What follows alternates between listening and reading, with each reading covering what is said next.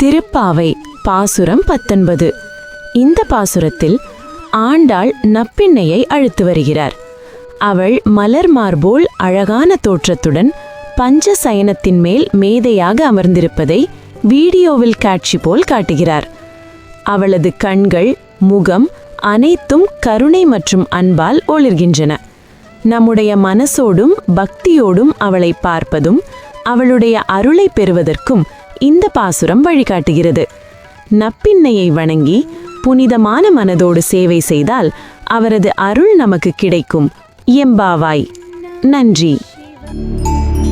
மார்கழி மாதத்தில் வரும் திருவாதிரை நட்சத்திரமும் பௌர்ணமியும் இணைந்து வரும் நாளில் ஆருத்ரா தரிசனம் சிவாலயங்களில் கொண்டாடப்படுகிறது. சிவபெருமானுக்கு வருடத்தில் 6 முறைகள் மட்டுமே அபிஷேகங்கள் நடைபெறும்.